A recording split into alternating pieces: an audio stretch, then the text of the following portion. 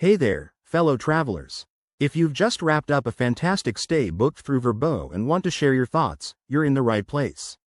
In this quick guide, we'll walk you through how to leave a review on Vrbo in 2025. It's super easy and helps future guests make informed decisions. Let's dive right in. First off, make sure you're logged into your Vrbo account.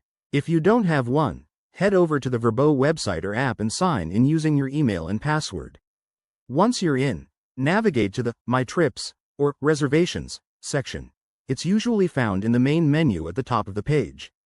This is where all your past and upcoming bookings are listed. Next, find the specific trip you want to review.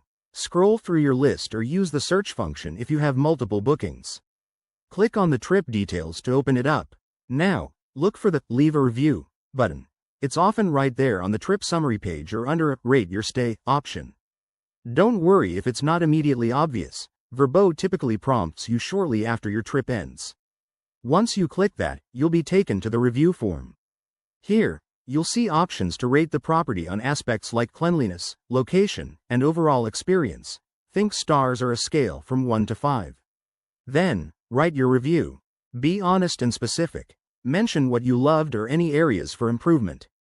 Keep it positive and helpful. Aim for 50 to 100 words to make it count. After you've filled everything out, hit the Submit button.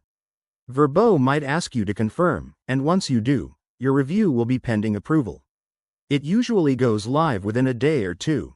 And that's it, you've just contributed to the community. Leaving reviews not only helps other travelers but also boosts your own profile on Vrbo. If you found this tutorial helpful, give this video a thumbs up, subscribe for more travel tips, and drop a comment below if you have any questions. Safe travels, everyone. This wraps up our guide on how to leave a review on Vrbo in 2025.